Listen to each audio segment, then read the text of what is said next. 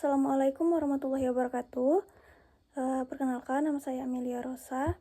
Di sini mungkin saya akan sedikit berdiskusi mengenai tata kelola agraria. Bagaimana sejarah agraria di Indonesia, bagaimana konsep reforma agraria, dan juga saya akan mungkin memberikan studi kasus nanti mengenai ini dalam bagaimana studi kasus di Kota Jambi dalam tata kelola agraria. Nah, yang pertama itu mengenai sejarah agraria, itu mengacu pada perkembangan perhubungan manusia dengan tanah serta sumber daya alam yang terkait. Nah, istilah ini juga erat dikaitkan dengan struktur sosial ekonomi dan juga politik dalam pengelolaan tanah dan sumber daya agraria. Itu ada beberapa macam. Nah, berikut yakni pada masa prakolonial. Nah, pada masa ini itu tanah ini dianggap sebagai milik bersama atau komunal. Nah, sistem agraria berbasis adat berkembang dan juga di mana tanah dikelola secara kolektif oleh masyarakat adat berdasarkan kearifan lokal. Nah, kemudian hak tanah ini bersifat fungsional, yaitu diberikan kepada individu lalu atau kelompok berdasarkan dengan kebutuhan untuk bercocok tanam ataupun berternak. Nah, kemudian pada masa kolonial itu saat kolonial masuk, sistem agraria berubah drastis. Nah, penjajah seperti Belanda di Indonesia memperkenalkan sistem tanam paksa yang memaksa petani lokal menanam komoditas ekspor seperti tebu, kopi, dan juga teh. Kolonial juga mengadopsi sistem hukum barat yang merampas hak atas tanah masyarakat adat dan menggantikannya dengan sistem kepemilikan individu yang mendukung kepentingan kapitalis. Nah, hal ini memperdalam ketimpangan agraria. Kemudian pada masa kemerdekaan, setelah merdeka, negara-negara berkembang termasuk Indonesia mencoba mereformasi sistem agraria di Indonesia. Undang-Undang Pokok Agraria UUPA nomor 5 tahun 1960 menjadi landasan hukum untuk mengembalikan hak atas tanah kepada rakyat. Nah, UUPA menegaskan bahwa tanah, air, dan kekayaan alam dikuasai negara untuk kemakmuran rakyat. Namun, pelaksanaan reformasi agraria seringkali menghadapi kendala seperti konflik tanah dan juga dominasi modal dasarnya. Kemudian pada era globalisasi. Nah, pada era ini itu tekanan globalisasi dan juga liberasi itu ekonomi mengubah pola penguasaan agraria. Banyak lahan digunakan untuk investasi besar seperti perkebunan sawit, tambang, atau pembangunan properti yang seringkali merugikan petani kecil. Nah, konflik agraria juga meningkat, terutama masyarakat adat dengan perusahaan atau pemerintah. Nah, itu sering sekali terjadi konflik. Kemudian ada konsep dasar agraria. Konsep dasar agraria ini ada tanah dan sumber daya agraria. Tanah sebagai sumber daya utama dalam sektor agraria. Sumber daya agraria meliputi tanah, air, hutan, dan juga hasil bumi lainnya. Kemudian mengenai reforma agraria itu mungkin sebelumnya akan saya jelaskan sedikit mengenai apa sih itu reforma agraria. Nah, reforma agraria ini merupakan upaya untuk menciptakan keadilan dalam penguasaan, kepemilikan, dan juga pemanfaatan tanah. Nah, reforma agraria sendiri melibatkan redistribusi tanah kepada petani kecil dan juga pengaturan ulang struktur agraria. Ada yaitu hak tanah, hak ulayat atau hak ulayat yakni hak kolektif masyarakat adat atas tanah. Kemudian ada hak milik kepemilikan individu atau keluarga atas bidang tanah. Nah, kemudian ada keadilan agraria, itu merujuk pada distribusi sumber daya agraria secara adil, sehingga semua lapisan masyarakat mendapatkan manfaat yang setara. Kemudian ada konflik agraria. Nah, konflik yang muncul akibat perselisihan dalam penguasaan dan pemanfaatan tanah sering melibatkan masyarakat adat, petani kecil, pemerintah, dan juga perusahaan swasta. Nah, sejarah agraria dan konsep-konsep ini mencerminkan pentingnya pengelolaan tanah yang adil dan berkelanjutan untuk mendukung kesejahteraan masyarakat, terutama petani kecil yang bergantung pada tanah sebagai sumber kehidupan. Kemudian apa sih pentingnya reforma agraria dan dampaknya terhadap masyarakat? Reforma agraria tadi sebuah upaya untuk memperbaiki distribusi penguasaan dan kepemilikan tanah agar lebih adil dan merata. Tujuan utama reforma agraria ini adalah mengurangi ketimpangan sosial dan ekonomi yang disebabkan oleh konsentrasi kepemilikan tanah di tangan segelintir pihak, serta memastikan masyarakat bahwa masyarakat itu, terutama petani kecil, memiliki akses yang lebih besar terhadap tanah sebagai sumber kehidupan. Reforma agraria memiliki dampak yang signifikan terhadap berbagai aspek kehidupan masyarakat, baik dari segi sosial, ekonomi, maupun politik. Kemudian pentingnya reforma agraria. Yang pertama itu dapat mengurangi ketimpangan sosial. Nah, ketimpangan dalam penguasaan tanah itu seringkali berujung kepada ketidakadilan sosial dan juga kemiskinan. Nah, terutama di pedesaan.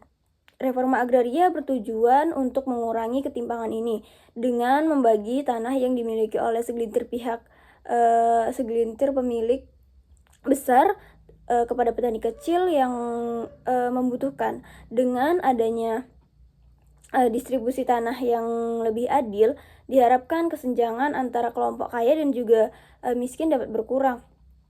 Kemudian yang kedua, meningkatkan akses masyarakat terhadap sumber daya alam. Nah, reforma agraria ini memastikan bahwa petani kecil atau masyarakat adat mendapatkan akses yang lebih adil terhadap tanah dan juga sumber daya alam lainnya. Nah, tanpa akses ini petani kecil cenderung terpinggirkan dan tidak memiliki daya saing dalam ekonomi pasar. Dengan kepemilikan atau hak atas tanah yang dijelaskan, yang maksud saya yang jelas, nah mereka memiliki stabilitas untuk bertani dan juga berinvestasi dalam pengembangan dalam pengembangan pertanian. Nah, selanjutnya yakni yang ketiga itu peningkatan kesejahteraan petani. Nah, dengan kepemilikan atau pengelolaan tanah yang lebih baik, petani memiliki kesempatan untuk meningkatkan produktivitas pertanian. Nah, pengelolaan tanah yang lebih efisien berbasis pada teknologi tepat guna dan praktek pertanian yang berkelanjutan akan meningkatkan hasil pertanian. Hal ini pada gilirannya meningkatkan pendapatan petani, mengurangi angka kemiskinan, dan juga memperbaiki kualitas hidup mereka. Kemudian yang keempat itu mendorong keadilan dan juga pemerataan. Reforma agraria menciptakan landasan hukum dan yang kuat untuk memperjuangkan hak-hak masyarakat, termasuk hak atas tanah, pemerataan penguasaan tanah. Ini juga menciptakan rasa keadilan sosial yang mendalam, yang pada akhirnya memperkuat stabilitas sosial dan politik suatu negara. Selanjutnya itu mendukung pembangunan berkelanjutan. Dalam konteks pembangunan yang berkelanjutan, reforma agraria dapat mendorong pengelolaan sumber daya alam yang lebih bijaksana. Nah, jika pengelolaan tanah beralih ke petani kecil yang berorientasi pada kelangsungan hidup jangka panjang, mereka cenderung lebih peduli terhadap keberlanjutan lingkungan daripada perusahaan besar yang hanya mementingkan keuntungan jangka pendek. Kemudian dampak reforma agraria ini apa sih? Nah, dampak reforma agraria ini terhadap masyarakat itu ada beberapa dampak positifnya. Yang pertama itu ada peningkatan kesejahteraan ekonomi, kemudian ada pemberdayaan masyarakat lokal, mengurangi ketimpangan sosial, dan juga ada stabilitas sosial dan juga politik. Nah, di samping itu pastinya ada juga dampak negatifnya. Apa sih dampak negatifnya? Yang pertama ada penyalahgunaan kebijakan, kemudian konflik tanah, keterbatasan atas akses ke modal dan juga teknologi, dan juga potensi fragmentasi tanah. Kemudian saya tadi menjelaskan bahwa menyebutkan bahwa saya akan menyertakan kasus-kasus agraria. Nah, yang mungkin ini terkhusus di Jambi. Nah, Provinsi Jambi sendiri terletak di Sumatera yang memiliki banyak juga kasus agraria yang terkait dengan penguasaan tanah, hak atas tanah, juga eksploitasi sumber daya alam. Nah, ada yang pertama itu konflik dengan perusahaan perkebunan kelapa sawit di PT Asiatic Persada. Nah, ini terdapat di Tanjung Jabung Barat.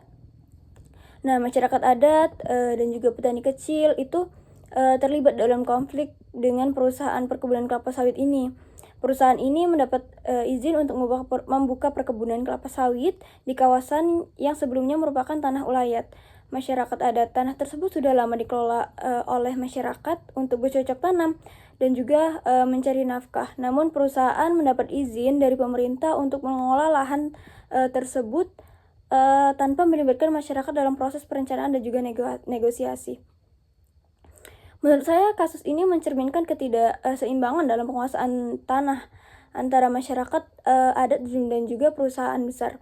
Masyarakat adat seringkali tidak dilibatkan dalam pengambilan keputusan terkait lahan yang mereka kelola secara turun-temurun. Dalam hal ini, meskipun masyarakat adat telah memiliki hak atas tanah berdasarkan hukum adat, mereka menghadapi kesulitan dalam membuktikan hak tersebut di hadapan hukum negara yang lebih mengutamakan hak perusahaan. Konflik agraria ini menggambarkan bagaimana kebijakan pemerintah dalam praktik perizinan seringkali tidak berpihak pada masyarakat adat, sementara perusahaan besar mendapat keuntungan besar dari eksploitasi sumber daya alam tersebut. Hal ini berdampak pada masyarakat adat kehilangan akses ke lahan yang telah menjadi sumber penghidupan mereka, terjadi kerusakan lingkungan akibat konversi hutan menjadi perkebunan sawit, dan juga meningkatkan ketegangan sosial dan juga konflik antara masyarakat dan juga perusahaan.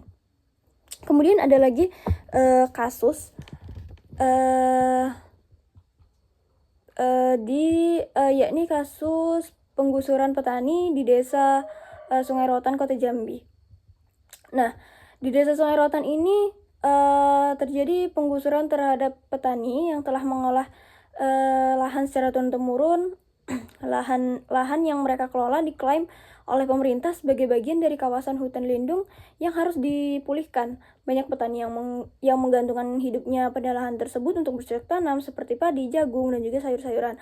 Nah, proses penggusuran ini dilakukan tanpa memberikan kompensasi yang adil, menyebabkan banyak petani kehilangan sumber pendapatan mereka. Nah, kasus ini tuh mencerminkan tantangan yang sering dihadapi oleh petani kecil terkait dengan kebijakan pengelolaan kawasan hutan dan juga lahan negara.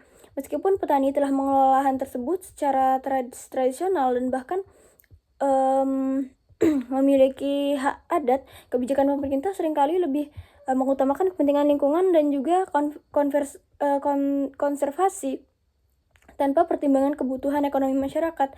Nah, kasus ini juga menunjukkan ketidakseimbangan antara kebijakan pemerintah yang seringkali mengutamakan perlindungan kawasan hutan dan kepentingan masyarakat yang menggantungkan pada lahan tersebut untuk bertahan hidup.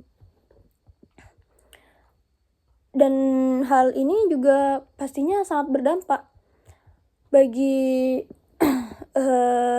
masyarakat. Nah, mereka kehilangan mata pencarian terkhusus bagi petani yang digusur, kemudian kerugian ekonomi yang signifikan bagi keluarga petani, potensi kerusakan sosial akibat pemindahan paksa tanpa solusi yang memadai.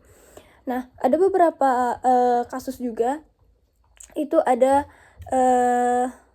kalau tadi saya sudah menyebutkan 2, kemudian yang selanjutnya itu yang ketiga, ada penguasaan lahan oleh perusahaan tambang PT Batanghari. Ini di Kabupaten Batanghari di Jambi terdapat konflik agraria juga melibatkan perusahaan tambang batubara yakni PT Batanghari. Nah, kemudian ada yang keempat itu kasus pemberian sertifikat tanah oleh BPN. Nah, ini juga di beberapa daerah di Jambi banyak masyarakat yang tinggal di lahan yang sudah mereka kelola selama tahun-tahun, namun tidak memiliki sertifikat tanah. Dalam beberapa kasus, proses pemberian sertifikat tanah dari Badan Pertahanan Nasional atau BNN berjalan lambat atau terhambat oleh birokrasi, dan juga masyarakat tidak memiliki sertifikat seringkali kesulitan membuktikan kepemilikan mereka, terkhususnya pada tanah tersebut. Nah, dan ini membuka ruang bagi pihak-pihak lain, misalnya perusahaan atau individu dengan modal besar untuk mengklaim lahan tersebut. Nah, hal-hal ini tentunya sangat berdampak, ya, seperti ketidakpastian hukum bagi masyarakat yang tidak memiliki sertifikat tanah, kemudian potensi sengketa tanah yang melibatkan pihak ketiga seperti perusahaan atau individu yang ingin menguasai tanah, meningkatkan konflik agraria yang disebabkan oleh klaim lahan yang tumpang tindih. Nah, sebelumnya saya juga pernah ke beberapa desa. Waktu itu saya berkunjung karena ada pekerjaan juga waktu itu. Nah, di situ masyarakat bercerita bahwa di tempat mereka itu masih sangat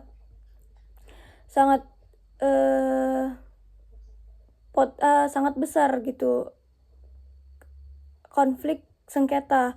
Nah, di situ berarti ketidakpastian hukum bagi masyarakat itu yang kurang begitu. Nah, yang juga ini ketidakpastian hukum ini bagi masyarakat yang tidak memiliki sertifikat tanah. Lalu bagaimana dari pemerintah? Nah, mungkin itu saja dari saya, teman-teman, bahwa konflik-konflik ini mungkin perlu perbaikan dari pemerintah.